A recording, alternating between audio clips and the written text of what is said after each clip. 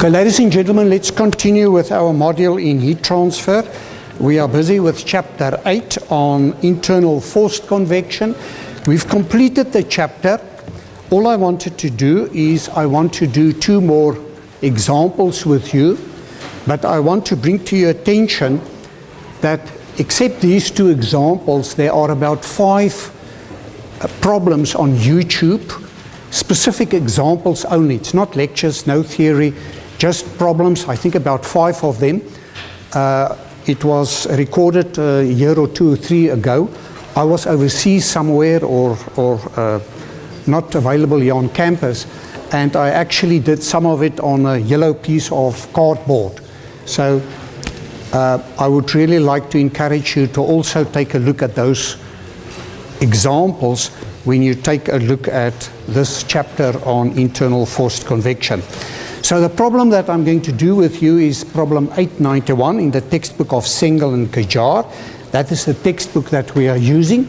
And the problem says a concentric annulus tube has inner and outer diameters of 25 and 100 millimeters respectively. Liquid water flows at a mass flow rate of 0.05 kilograms per second through the annulus, with inlet and outlet mean temperatures of 20 and 80 degrees Celsius respectively. The inner tube wall is maintained with a constant surface temperature of 120 degrees Celsius, while the outer tube surface is insulated. Determine the length of the concentric annulus tube. Assume the flow is fully developed. Let's make a sketch of the problem. So the problem looks like this. We have an annulus, a tube, the inside, and on the outside another tube. Okay. And here on the outside, everything is insulated. In chapter 11, when we are going to look at heat exchangers, you're going to identify that as a tube-in-tube heat exchanger, and it can be, the flow can be in a parallel direction or in a counter flow direction. So this is the insulation. And that diameter is 100 millimeters. And that outer diameter, like there, is equal to 25 millimeters. So if I can draw it here, it's like that. And here is the annulus.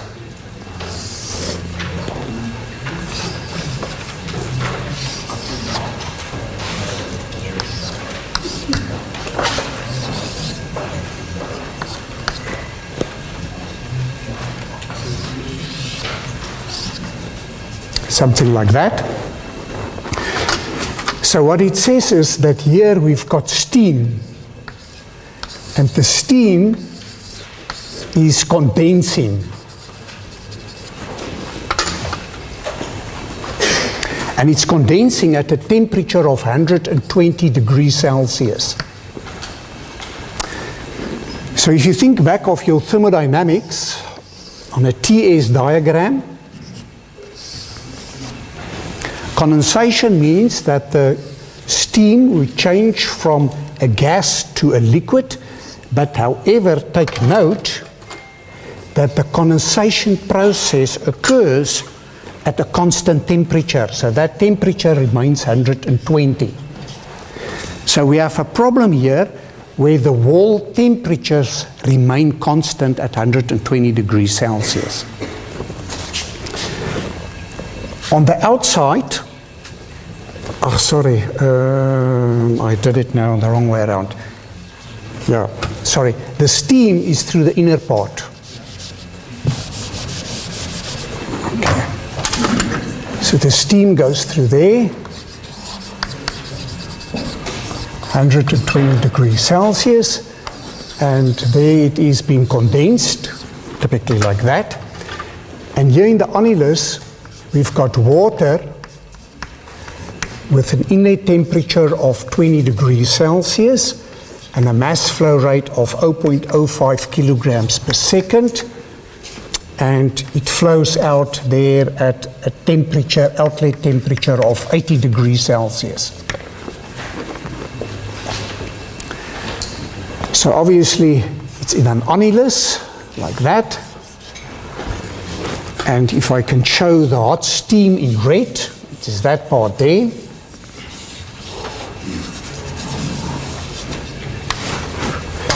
Okay, and the water, which is being heated, we can show that in blue, then it will be that part there.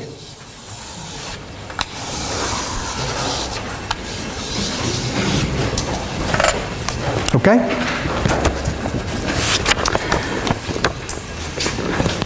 And the problem asks, if this is the inlet temperature of 20, what should the length of this annulus be so that the outlet temperature is equal to 80 degrees Celsius? So we require this length L.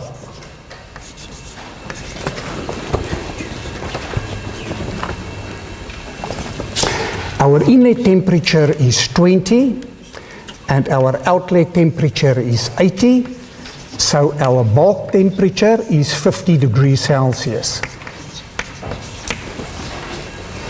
Okay. At a bulk temperature of 50 degrees Celsius, we can go and look in table A15 for water, and there we can get the properties for the water, which is equal to Cp is 4181 joules per kilogram Kelvin. K is equal to 0.644 watts per meter Kelvin. The viscosity is equal to 0.547 multiplied by 10 to the minus 3 kilograms meters per second, and the Prandtl number of the water is equal to 3.55. So those are the properties at a bulk temperature of 50. 50 is the average between the inlet temperature of 20 and the outlet temperature of 80, 50 degrees. At 50 degrees, the Cp is 4181, K is equal to 0.644, the viscosity mu is equal to 0.547 multiplied by 10 to the minus 3, and the Prandtl number is 3.55. So let's determine the Reynolds number. So the Reynolds number is equal to 4 times the mass flow rate divided by the viscosity pi multiplied by the diameter. If we quickly want to write it in terms of the diameter, so that is equal to 4 times the mass flow rate of the water is 0.05. The viscosity is equal to 0.547 multiplied by 10 to the minus 3 pi multiplied by the diameter, and I'm going to use the hydraulic diameter now, which is 100 minus 25. So the hydraulic diameter is equal to 0.1 minus 0.025, and that is equal to 0.075 meters.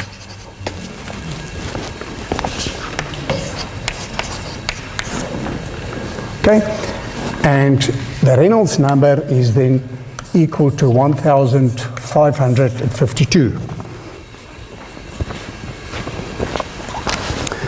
You happy with that?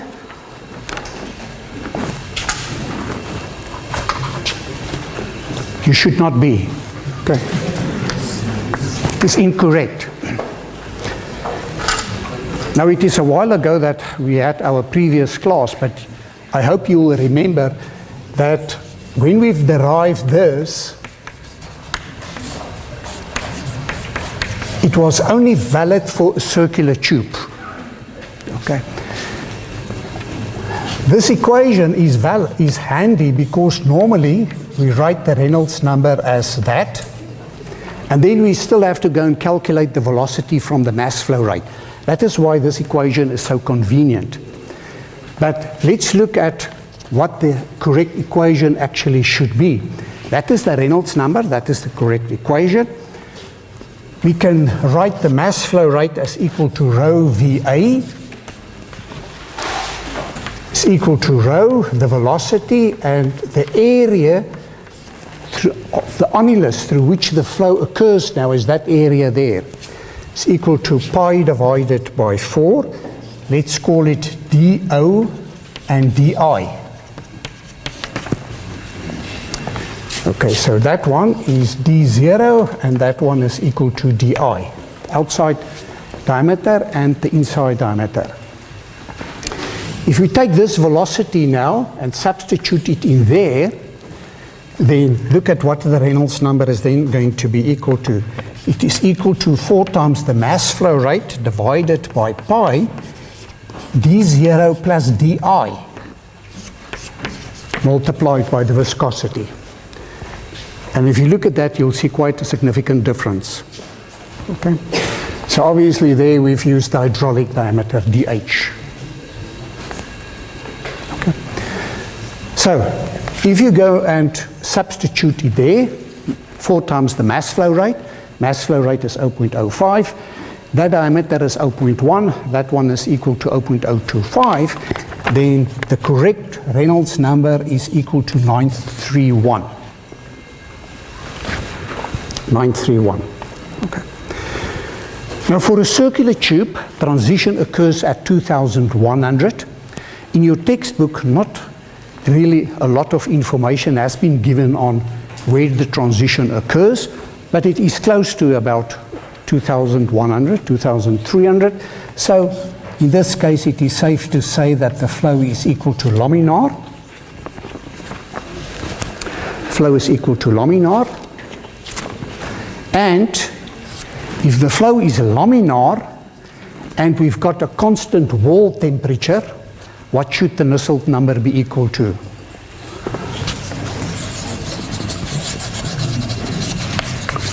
Constant wall temperature and laminar. If that is the case, then the Nusselt number is equal to 3.66. However, take note, this is for a circular tube. It's not for an annulus. And it is for fully developed. And fully developed. Maybe we must just remember that, fully developed. Now, if you're critically about this problem, you would say, but we've seen now that we have to be careful. This is not a circular tube. Yes, the hydraulic diameter is a method that we can use if we do not have other information. But if you go and look in your textbook, you'll see that in this case there is actually information available in table 8.4 for flow through an annuli. So in table 8.4 in your textbook, it looks like this. It gives the inner diameter divided by the outer diameter. It gives the Nusselt number on the inside and the Nusselt number on the outside. And then different values are given there. Okay, now in this case, we've got 25 divided by 100, which means that this ratio is equal to 0.25. And values are given in the textbook for 0.25. The Nusselt number there is equal to 7.37 and 4.23.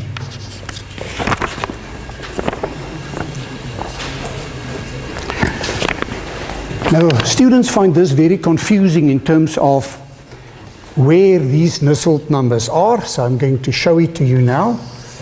So the problem is given for that. It says in the table that that is for a wall which is adiabatic. Adiabatic is typically insulated, and that wall should be isothermal. Isothermal, the temperature is constant. That is exactly what we have there. And then the Nusselt number on the inside would be that value there on that wall. And Nusselt number outside is that value there.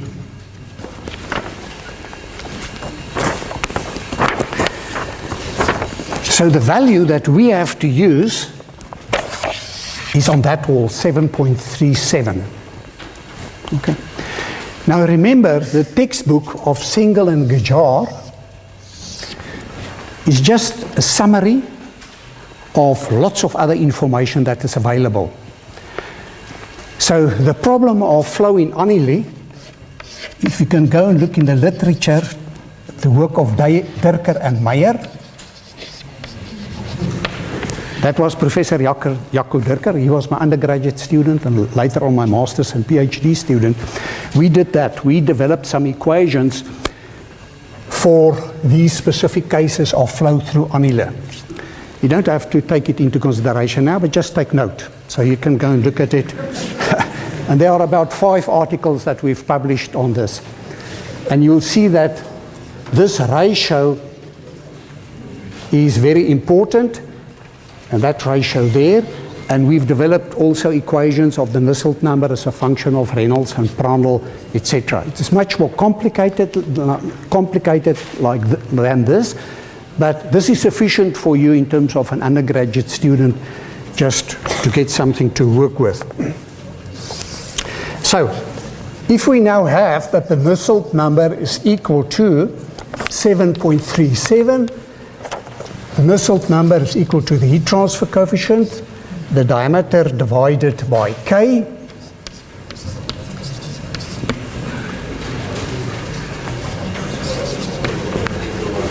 Okay. So this is then the heat transfer coefficient multiplied by the diameter. Sorry, that should not be that one. It should be the diameter I. H. Okay. That diameter is then equal to 0.025 divided by K, which is 0.644, is equal to 7.37, and from that you can get the heat transfer coefficient as 63.28 watts per square meter degree Celsius.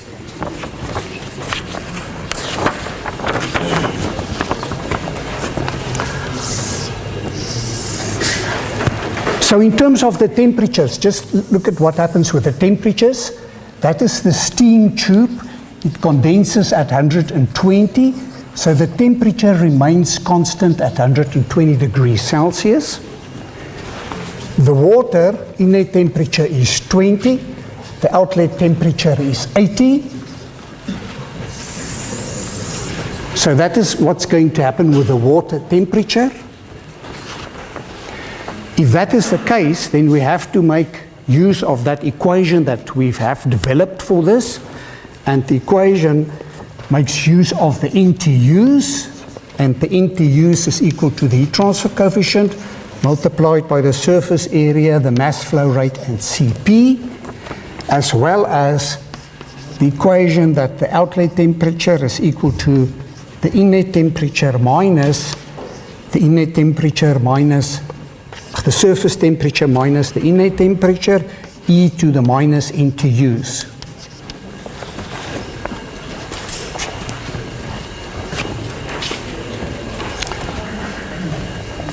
Okay, the heat transfer coefficient is 63.28. The surface area for heat transfer is pi multiplied by 0.025. Multiplied by L, that is what we want to get. We want to get the length. Divided by the mass flow rate is 0.04, and Cp, which is equal to 4181. So the L is the unknown here. And in this equation, the outlet temperature we have is 80. The surface temperature is 120, minus 120 minus the inlet temperature is 20 e to the minus NTUs, where the NTUs is equal to that equation. So we can solve it, and then we get that the length is equal to 38.5 meters.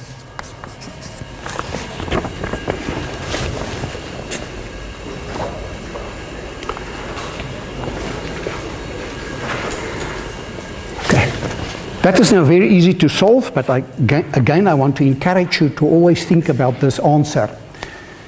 So, if you show it schematically, the heat transfer coefficient as a function of x, then that total length is going to be 38.5 meters. So the question is, when would the flow be fully developed? Because this heat transfer coefficient from here is for a fully developed one. It is not for developing flow. So therefore we need to calculate how long would it take for the flow to fully develop, and that is equal to 0.05 multiplied by the Reynolds, the Prandtl multiplied by the diameter.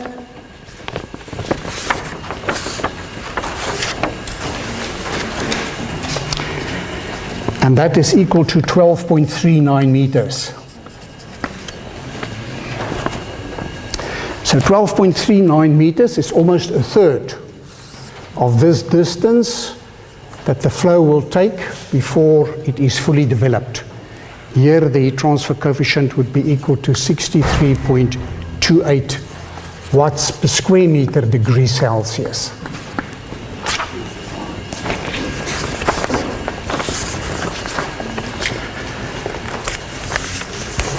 So if we want to do this problem more accurate, we need to get a more accurate heat transfer coefficient that takes that into consideration, so that we can maybe end up with a heat transfer coefficient which is a higher value, a better average one, which we can put into this equation to recalculate it. But in your textbook, there's not sufficient information for you to refine this.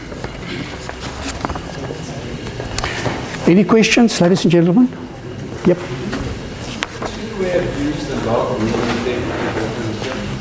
The log mean temperature difference, what about it? Shouldn't we use that rather than... Yes, but it is actually that. So this is actually the LMTD. So the heat transfer rate is then just equal to the heat transfer coefficient multiplied by the area multiplied by the LMTD. So you can do it like that. You can get the LMTD, which is those temperatures. You've got that. You do not have that, but you can say it is equal to the mass flow rate, the CP, outlet temperature minus the inlet temperature. Okay.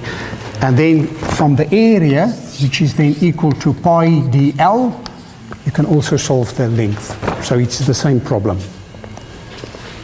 Yep.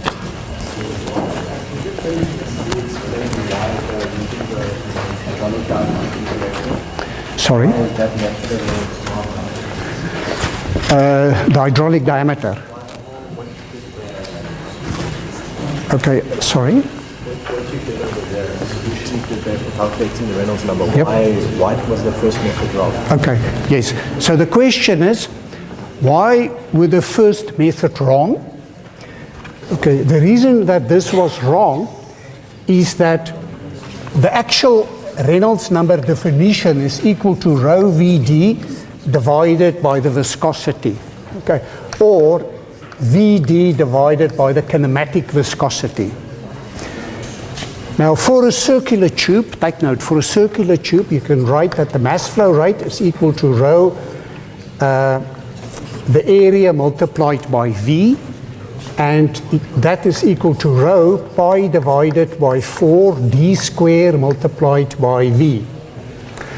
If you substitute the V in there, then you get this equation of the Reynolds number is 4 times the mass flow rate pi pd. But remember, this was based on the fact that it is a circular tube. Okay? So it's a very handy equation, but it's only valid for a circular tube, that part of it. If you want to be safe, always use that one, but then you need to do an extra step. You first need to go and calculate the velocity. So if I've showed to you that for this case, where our area through which the flow now occurs, this area, if you use in that derivation that area, then you end up with this equation. It's a different equation for the Reynolds number. So you just have to be careful for that. So write in your textbook where you've got this equation, which you're going to use a lot in the test and exams, make a note that and it is actually there, but it's in the fine print. Take note, it is only for a circular tube. Okay, let's do another problem. Another problem is 8.75. And that one is one of a solar heater, solar water heater. It says the hot water needs of a household are to be met by heating water from 15 degrees Celsius to 85 degrees Celsius by a parabolic solar collector at a rate of 50 liters per hour. So you'll see some of the values in the problem I've changed. Okay. Water flows through a 3 centimeter diameter thin aluminium tube whose outer surface is black anodized in order to maximize its solar absorption ability. The center line of the tube coincides with the focal line of the collector, and a glass sleeve is placed outside the tube to minimize the heat losses. If solar energy is transferred to water at a net rate of 350 meters per length of tube, determine the required length of the parabolic collector to meet the hot water requirements of this house. Also determine the surface temperature of the tube at the exit. So the tube, the parabolic reflector looks like that, and there's a tube and there's a glass around it. And that looks like that, typically like that. Okay. So there is the parabolic reflector. Here's the sun. So it will reflect all the sun onto this tube here. There's a glass tube there on the outside to reduce the convection losses. You've done the radiation in the other 2 chapters. It has been made easy for you in the sense that you do not have to do the detailed calculations. It tells you it is 350 watts per meter is the radiation onto that tube that is being absorbed by the water. The inlet temperature is 15 degrees Celsius and the mass flow rate is 50 liters per hour. So take note, I've changed some of the values in the problem in your textbook. 50 liters per hour means that it's going to take about 3 hours if you've got a 150 liter geyser. Typically in most households you'll get 150 liters. It will take about 3 hours before all the water has been heated. They want an outlet temperature here of 85. That is very high. Normally 60 degrees would be a good temperature, but in any case that was the selection, 85 degrees Celsius. That is very convenient for me, and you'll see just now why. Because the bulk temperature is now going to be 15 plus 85 divided by 2. That again is going to be 50 degrees Celsius, and the properties are therefore the same as in the previous problem. In the previous problem, our bulk temperature for the water was 50. Here's the CP value, the K value, the viscosity, and the Prandtl number. They all remain the same. We don't have to rewrite them. Okay? Right, let's determine the heat transfer rate to the water. The heat transfer rate to the water would be equal to the mass flow rate, the CP, multiplied by the temperature difference. That's very easy. The mass flow rate of the water is going to be 50 divided by 3,600. because it's 50 kilograms in an hour, 3,600 seconds, I've assumed that 1 liter of water is equal to 1 kilogram. Cp is equal to 4181. The outlet temperature is 85, inlet temperature is 15, so the heat transfer rate would be equal to 4,065 watts, which is approximately 4.1 kilowatts. Okay. So what does it mean? It means that if we've got water at 15 going in at this mass flow rate, and that should be the outlet temperature, the amount of heating to the water should be 4,065 watts.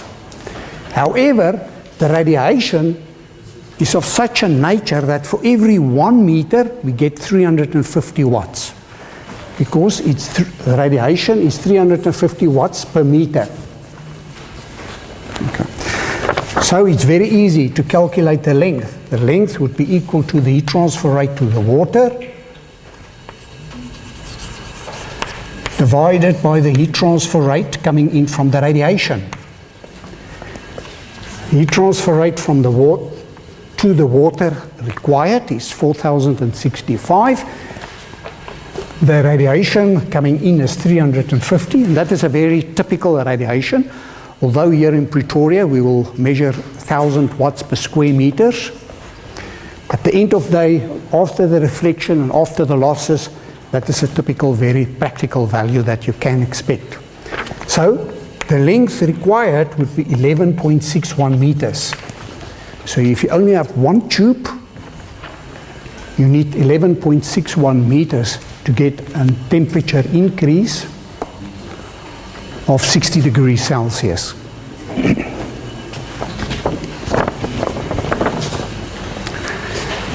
In terms of our sketch, in terms of what happens,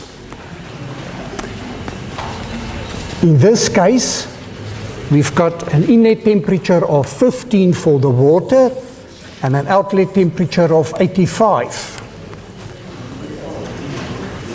It's a constant heat flux problem, so with constant heat flux, the temperature is going to increase linearly, and the surface temperature on the outside is going to do something like that. That would be for developing flow, and that would be for fully developed flow. So that would be the temperature as a function of x. Now we've determined this length should be equal to 11.61 meters.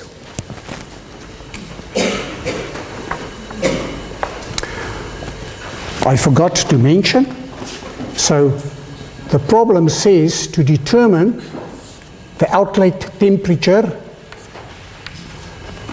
of the aluminium tube through which the water flows, and the length. So the length we've determined now, it's very easy, 11.61 meters. Now we want to determine that temperature there, the temperature of the wall at the outlet. And as you can see with the material, that would be the highest temperature. That's going to be the maximum temperature. So how do we get that temperature? Well, we need the heat transfer coefficient. Before we can get the heat transfer coefficient, we need to get the Reynolds number, so that we know if the flow is laminar or turbulent. Take note, in this case, I can now say the Reynolds number is 4 times the mass flow rate divided by the viscosity by the diameter. If we do the substitution, it is equal to 1078. So it's laminar. 4 times the mass flow rate. The mass flow rate is 50 divided by 3,600. The viscosity is 0.547 multiplied by 10 to the minus 3. And the diameter of the tube is, I forgot to give it to you, it's 300 millimeters, 30 millimeters. Yeah. So that diameter is 30 millimeters. Divided by 30, so it's 1078. It's a laminar flow. So if we've got laminar flow, plus a constant heat flux plus fully developed, then the Nusselt number is equal to 4.36, derived in your textbook. It's the first Nusselt number equation that we've derived. Therefore, the Nusselt number is equal to the heat transfer coefficient multiplied by the diameter divided by the thermal conductivity, K. The Nusselt number is 4.36.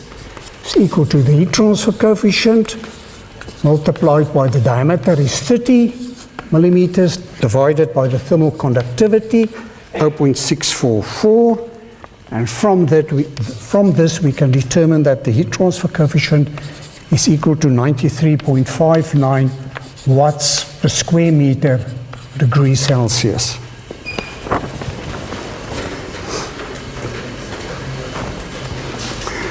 Right, now we can go and calculate that surface temperature, and we do that by saying that the heat transfer rate is equal to the heat transfer coefficient multiplied by the surface area multiplied by that wall temperature minus the outlet temperature.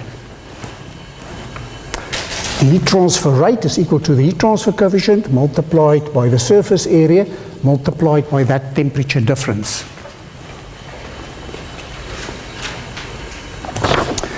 The heat transfer rate has been determined as 4067. It's equal to the heat transfer coefficient 93.59. The surface area for heat transfer is pi multiplied by 0.030 multiplied by the length is 11.61 multiplied by the outlet temperature, that is what we want to determine, minus the water temperature of 85, so we can determine the wall outlet temperature as 124.7 degrees Celsius.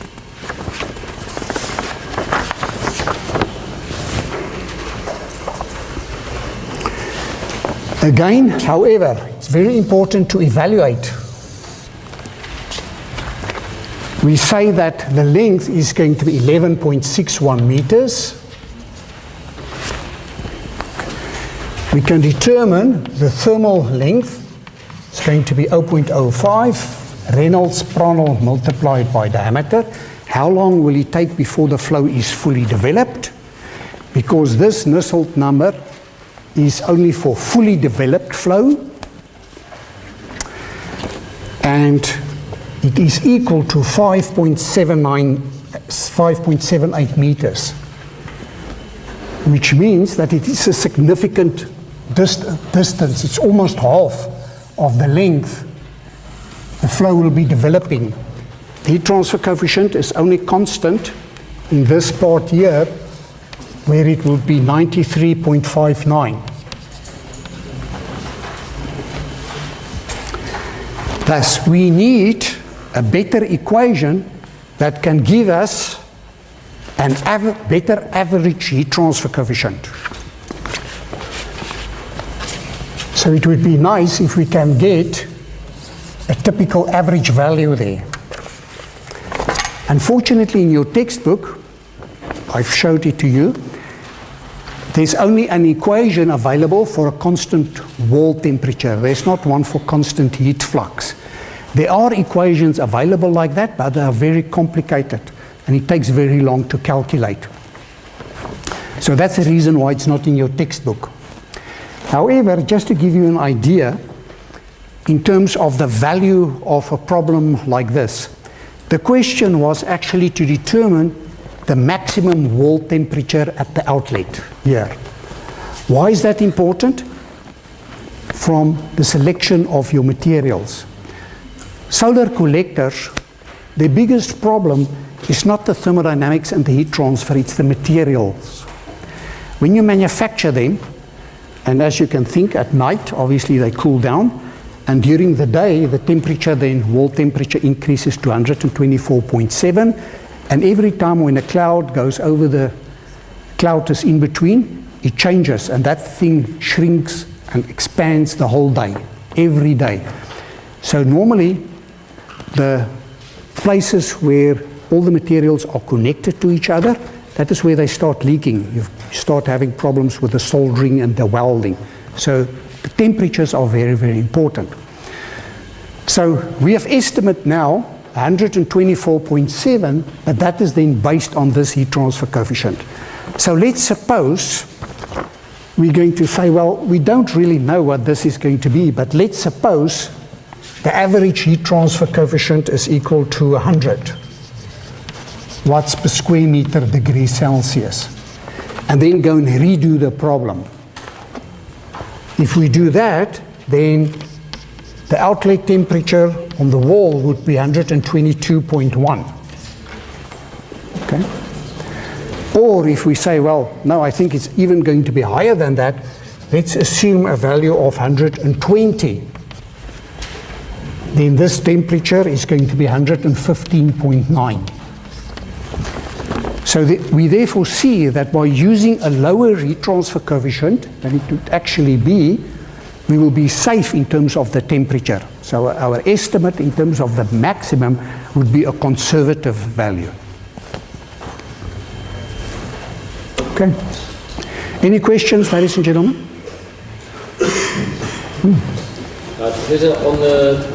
On the topic of the flow being not developed at all in the region, in the entrance region, is that I take it it's an assumption, but what is it really?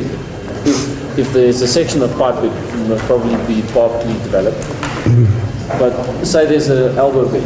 Yes. Right before. Does it completely scratch the development of the flow? Yes. So the question was in terms of this thing that we've got the flow developing, how it influences our problems and the selection, how we do our problems. It's actually a very important thing, and that is why I keep on mentioning it, because actually with most heat exchangers, with most of them, they are not fully developed.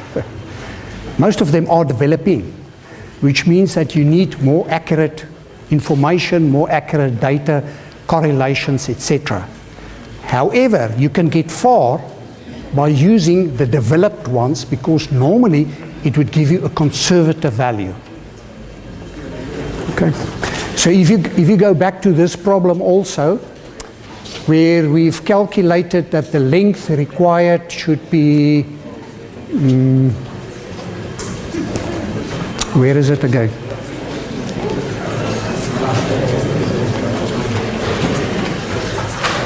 Yeah, 38.5 meters. If you go and increase the average heat transfer coefficient, your length would actually be shorter. So if in the design you use that, then most probably you will meet that minimum outlet temperature requirement of 85 degrees Celsius. Okay. Thanks, Deborah.